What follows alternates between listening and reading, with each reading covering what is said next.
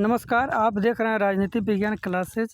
मैं मुकेश कुमार एक बार फिर से इस ऑनलाइन क्लास के बेहतरीन वीडियो में आप लोगों का स्वागत करता हूं, जहां पर आप लोगों को क्लास 12th का एनसीईआरटी हिस्ट्री का एमसीक्यूज चलाया जा रहा था, जिसमें प्राचीन इतिहास का एमसीक्यूज चलाया जा रहा था, जिसमें चैप्टर 1 का एमसीक्यूज डाल दिया गया है वीडियो 1 में, और आज का ये वीडियो 2 है, जिसमें चैप्टर 2 से रिलेटेड 69-70 एमसीक्यूज होंगे, जो आप लोगों के लिए TRE 4.0 के लिए हेल्पफुल होंगे। तो आप लोग इसे ध्यान से देख लीजिएगा, जिससे आप लोगों को ये फ़ायदा होगा। तो आइए हम लोग शुरू करते हैं भारतीय इतिहास के कुछ विषय में भाग 1 से, जिसमें यूनिट 2 है, यानी लेसन 2 मौर्य काल से गुप्त काल तक का जो पीरियड है उससे हम लोग एमसीक्यूज बनाए हैं, जिसमें आप लोगों को बताया जाएगा। और इसमें 3 वीडियो और आएंगे 3 चैप्टर का, जिसमें एमसीक्यू जितने भी बनेंगे उसको आप लोगों को डाल दिया जाएगा। तो आप लोग देखिएगा, और देखने के लिए आप लोग चैनल को लाइक कर दीजिए, सब्सक्राइब कर दीजिए और बेल आइकन दबा दीजिए, जिससे आप लोगों को नोटिफिकेशन मिल जाए और वीडियो आप लोगों के पास पहुंच जाए। तो आइए लोग शुरू करते हैं चैप्टर 2 से। क्वेश्चन नंबर 1, क्षेमेंद्र की रचना कौन सी है? यानी क्षेमेंद्र लेखक थे, उनकी रचना कौन सा है? मुद्रा राक्षस, अर्थशास्त्र, बृहद कथा मंजरी और कथा सरिता सागर। तो इसमें आप लोगों का क्या हो जाएगा? तो बृहद कथा मंजरी हो जाएगा। ऐसा ही क्वेश्चन आप लोगों को पूछे जाएंगे TRE के BPSC के जो एग्ज़ाम होंगे उसमें। चलिए क्वेश्चन नंबर 2, इंडिका किसकी रचना है? चाणक्य, मेगास्थनीज, हर्षवर्धन, कालिदास। तो 2 का क्या हो जाएगा? 2 का आप लोग देख लीजिए, मेगास्थनीज हो जाएंगे। इंडिका मेगास्थनीज के द्वारा लिखा गया था। चलिए क्वेश्चन नंबर 3, किस गुप्त शासक को लिच्छवी दोहित्र कहा जाता है? समुद्रगुप्त, चंद्रगुप्त, कुमारगुप्त और स्कंदगुप्त। तो किसे कहा जाता है? तो 3 का ए हो जाएगा, समुद्रगुप्त को कहा जाता है। चलिए 4 नंबर क्वेश्चन, गुप्त काल में हस्ती सेना का प्रधान को क्या कहते थे? महासंघी विग्रहक, महाश्वपति, महालिलुपति, महाबली अधिकृत, महाबलाधिकृत। तो 4 का सी हो जाएगा, महापिलुपति। महापिलुपति कहा जाता था। क्वेश्चन नंबर 5, निम्न में से महिला संत कौन थी? मीरा, अंडाल, कराइकल, इनमें से सभी। तो 5 का डी हो जाएगा, इनमें से सभी लोग महिला संत थे। धर्म की शुरुआत किसने की थी? चंद्रगुप्त मौर्य, चंद्रगुप्त, विक्रमादित्य, अशोक, कनिष्क। तो 6 का क्या हो जाएगा? चंद्रगुप्त मौर्य ने इसकी शुरुआत की थी, धर्म की शुरुआत। क्वेश्चन नंबर 7, समुद्रगुप्त की तुलना किस यूरोपीय शासक से की जाती है? Hitler, Napoleon, Bismarck, Mussolini. तो 7 का बी हो जाएगा, नेपोलियन से किया जाता है, जो विश्व विजेता था। मौर्य वंश का संस्थापक कौन था? चंद्रगुप्त मौर्य, बिंदुसार, अशोक, कुणाल। तो 8 का ये हो जाएगा, चंद्रगुप्त मौर्य था। चलिए क्वेश्चन नंबर 9, चंद्रगुप्त की मृत्यु कहाँ हुई थी? पाटलिपुत्र, तक्षशिला, सरवन बेलगोला, उज्जैनी। तो 9 का सी हो जाएगा, सरवन बेलगोला में हुआ था। चलिए क्वेश्चन नंबर 10, चंद्रगुप्त मौर्य किस धर्म को मानने वाला था? बौद्ध धर्म, जैन धर्म, शैव धर्म, वैष्णव धर्म। तो 10 का बी हो जाएगा, जैन धर्म को मानने वाला था। ये सब एंशिएंट हिस्ट्री का है। आप लोग एंशिएंट हिस्ट्री से भर भर के क्वेश्चन पूछे जाते हैं, तो आप लोग ध्यान से इसे देख लीजिएगा।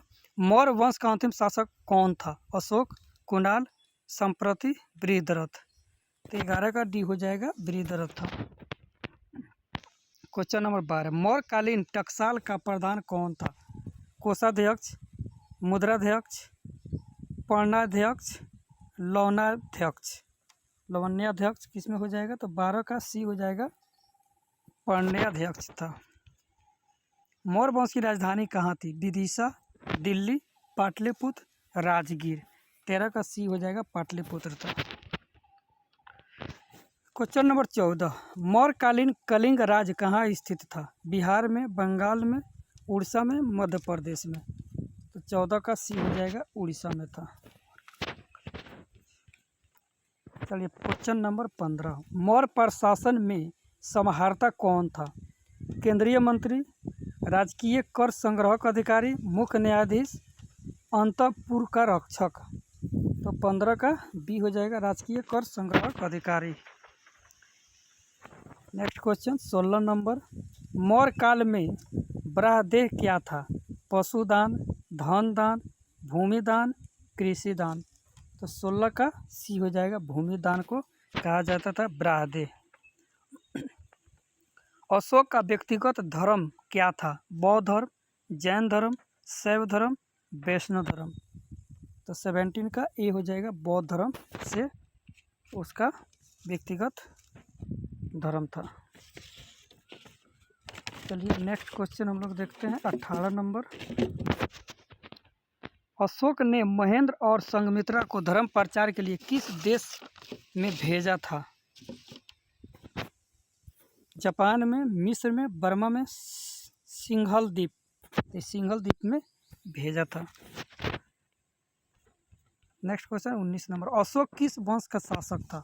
नंद वंश, मौर्य वंश, गुप्त वंश, चोल वंश। 19 का बी हो जाएगा मौर्य वंश का शासक था। ये नेक्स्ट क्वेश्चन 20 नंबर, अशोक कौन से बौद्ध भिक्षु के प्रभाव में आकर बौद्ध धर्म का समर्थन बन गया? उपगुप्त, उपाली, राधागुप्त, नागसेन। तो 20 का ये हो जाएगा उपगुप्त। राजगिरी की नगर वधु का नाम था? माधवी, अम्बापाली, तीक्षरक्षिता, सालवती। तो 21 का डी हो जाएगा सालवती था। ऐसे ही क्वेश्चन आप लोग को पूछे जाएंगे जो आप लोग कभी नहीं देखे होंगे। इसी प्रकार के क्वेश्चन प्राचीन इतिहास से पूछे जाते हैं। किसने लिखा, वास्तविक सुकर्म वह है जिससे प्रजा सुखी तथा प्रसन्न है? मेगास्थनीज, चंद्रगुप्त, बिंदुसार, कौटिल्य। तो 22 का डी हो जाएगा कौटिल्य के द्वारा ही लिखा गया था। कथन से भी क्वेश्चन पूछते हैं। चंद्रगुप्त मौर्य के काल में कलिंग का राजधानी थी तक्षशिला, उज्जैनी, तोसाली, पाटलिपुत्र। तो 23 का क्या हो जाएगा? 23 का तोसाली था, C number. Next question 24 number, Aryabhata कहाँ का वासी था? मालवा, कश्मीर, तक्षशिला, पटना। तो 24 का डी हो जाएगा पटना का आर्यभट्ट थे। द्वितीय नगरीकरण के नगरों को क्या कहा जाता था? ताम्रयुगीन नगर, कांस्ययुगीन नगर, लौहयुगीन नगर, इनमें से कोई नहीं। 25 का सी हो जाएगा लौहयुगीन नगर कहा जाता था। भारत का प्राचीनतम ज्ञात अभिलेख कौन सा है? सारनाथ का अभिलेख, गिरनार का अभिलेख, बोगजाकोई का अभिलेख, मथुरा का अभिलेख। तो 26 का सी हो जाएगा बोगजाकोई का अभिलेख था। 27 नंबर, मेगास्थनीज किस यूनानी शासक के राजदूत के रूप में पाटलिपुत्र आया था? Sikandar, Philip, Seleucus, Demetrius. तो 27 का सी हो जाएगा सेल्यूकस निकेटर पूरा नाम है। कलिंग युद्ध का वर्णन किस अभिलेख में किया गया है? एक क्वेश्चन पूछा गया है, आप लोग इसे देख लीजिएगा। 10वें शिलालेख, 11वें शिलालेख, 12वें शिलालेख, 13वें शिलालेख। तो 28 का डी हो जाएगा 13वें शिलालेख में कलिंग युद्ध का वर्णन मिलता है। चीनी यात्री फाहियान किस शासक के काल में भारत आया था? चंद्रगुप्त मौर्य, विक्रमादित्य, अशोक, कनिष्क। तो 29 का बी तो विक्रमादित्य के शासनकाल में आया था। मेगास्थनीज किस भारतीय शासक के दरबार में आया था? अशोक, बिंदुसार, चंद्रगुप्त मौर्य, स्कंदगुप्त। तो 30 का सी हो जाएगा चंद्रगुप्त मौर्य के दरबार में आया था। चलिए, किस अभिलेख में सती प्रथा का उल्लेख मिलता है? प्रयाग अभिलेख, एरन अभिलेख, मेहरौली अभिलेख, मथुरा अभिलेख। तो 31 का बी हो जाएगा एरन अभिलेख में सती प्रथा का उल्लेख मिलता है। बाणभट्ट की रचना कादम्बरी में किस शासन काल का वर्णन है? तो चंद्रगुप्त मौर्य, अशोक, चंद्रगुप्त विक्रमादित्य, हर्षवर्धन। तो 32 का डी हो जाएगा हर्षवर्धन। 33 में गुप्त संवत कब और किसके द्वारा शुरू किया गया? तो घटोचक 300 ईस्वी, श्रीगुप्त 309 से 10 ईस्वी, समुद्रगुप्त 324 ईस्वी, चंद्रगुप्त प्रथम 319 से 20 ईस्वी। तो 33 का डी हो जाएगा चंद्रगुप्त प्रथम 319 से 20 ईस्वी में शुरू किया गया था। पंचतंत्र की रचना किसने की थी? आर्यभट्ट, बारहमिहिर, कालिदास, विष्णु शर्मा। तो 34 का डी हो जाएगा विष्णु शर्मा ने किया था। इनका नाम कौटिल्य भी है और चाणक्य भी है, दोनों इन्हीं का नाम है। प्राचीन नालंदा विश्वविद्यालय के संस्थापक कौन था? अशोक, समुद्रगुप्त, स्कंदगुप्त, कुमारगुप्त। तो 35 का डी हो जाएगा कुमारगुप्त था। 36 नंबर, भारतीय इतिहास का कौन सा काल स्वर्ण काल कहलाता है? मौर्य काल, गुप्त काल, मुगल काल, अंग्रेजों का काल। तो 36 का बी हो जाएगा गुप्त काल को कहा जाता है। अर्थशास्त्र में कितने प्रकार के विवाहों का उल्लेख है? 2, 4, 8, 10। तो 37 का सी हो जाएगा 8 प्रकार के विवाहों का वर्णन किया गया है। अर्थशास्त्र की रचना कब हुई थी? 6वीं शताब्दी ईसा पूर्व में, 5वीं शताब्दी ईसा पूर्व में, 4वीं शताब्दी ईसा पूर्व में, 3री शताब्दी ईसा पूर्व में। तो 38 का डी हो जाएगा 3री शताब्दी ईसा पूर्व में हुआ था। नालंदा विश्वविद्यालय के छात्र थे फाहियान, हेंगसांग, हर्ष, कुमारगुप्त। 39 का बी हो जाएगा हेंगसांग नालंदा विश्वविद्यालय का छात्र था। किस गुप्त शासक को उसके सिक्कों पर वीणा बजाते हुए दिखाया गया है? चंद्रगुप्त प्रथम, चंद्रगुप्त द्वितीय, समुद्रगुप्त, स्कंदगुप्त। तो 40 का सी हो जाएगा समुद्रगुप्त को दिखाया गया है। एक क्वेश्चन VVI है, पूछा जाता है। उत्तरी पश्चिमी भारत के से प्राप्त अशोक के अभिलेखों में लिपि का प्रयोग किया गया? खरोष्टी लिपि, अरामयिक लिपि, ब्राह्मणी लिपि, इनमें से कोई नहीं। तो 41 का ए हो जाएगा खरोष्टी लिपि का प्रयोग किया गया था। अशोक के कुल कितने अभिलेख अभी तक प्राप्त हुए हैं? 35, 30, 40, 44। तो 42 का डी हो जाएगा 44 अभिलेख अभी तक प्राप्त किए गए हैं अशोक के। अशोक द्वारा प्रचारित बौद्ध धर्म का प्रचलित हुआ कहाँ पे? सबसे ज़्यादा सीरिया में, ब्रिटेन में, श्रीलंका में, जापान में। तो 43 का सी हो जाएगा श्रीलंका में। जीवक ने वैद्य की शिक्षा कहाँ पाई? कहाँ से पाई थी जीवक ने वैद्य की शिक्षा? तक्षशिला से, राजगीर से, पाटलिपुत्र से, वैशाली से। 44 का ए हो जाएगा तक्षशिला से, तक्षशिला विश्वविद्यालय जो था वहाँ से। जीवक कहाँ का रहने वाला था?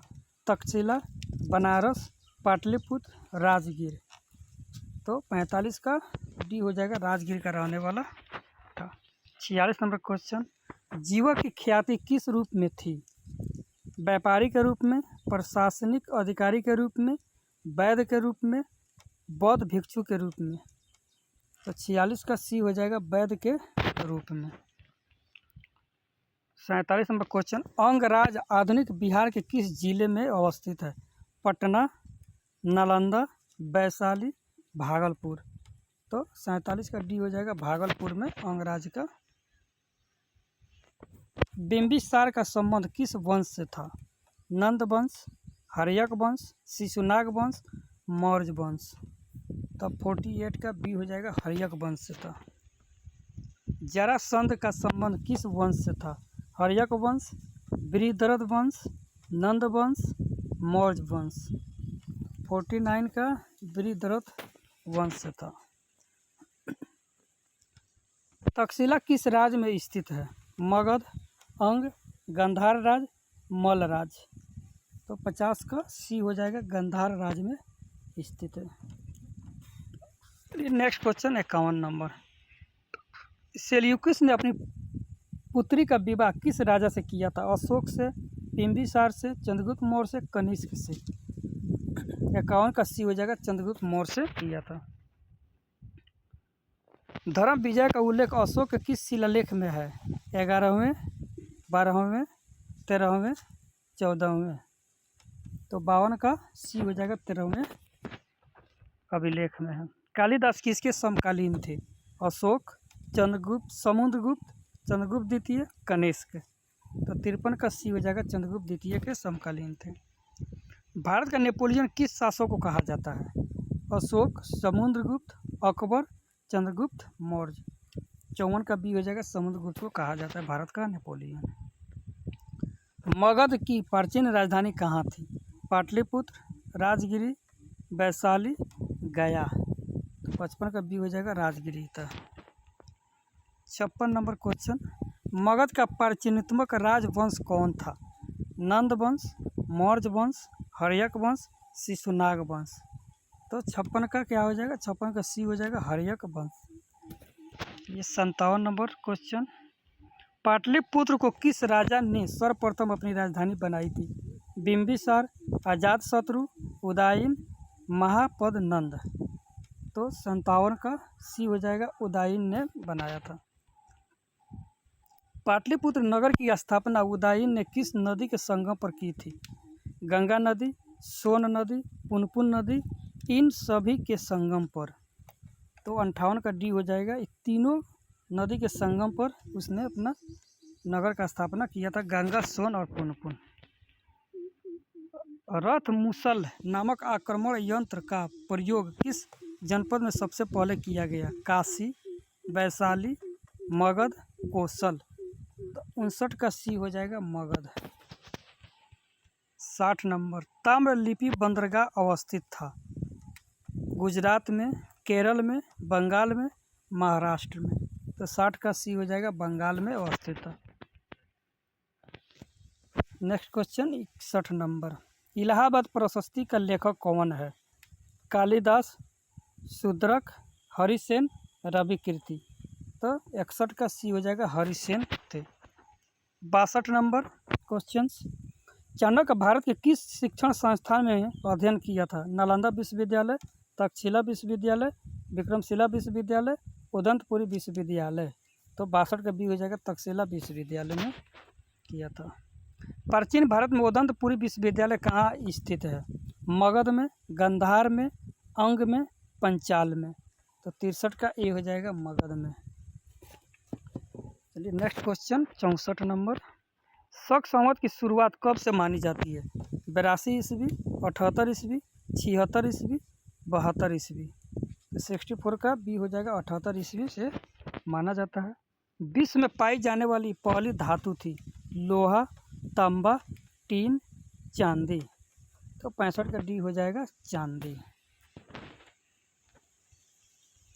भारत की सबसे प्राचीनतम लिपि थी?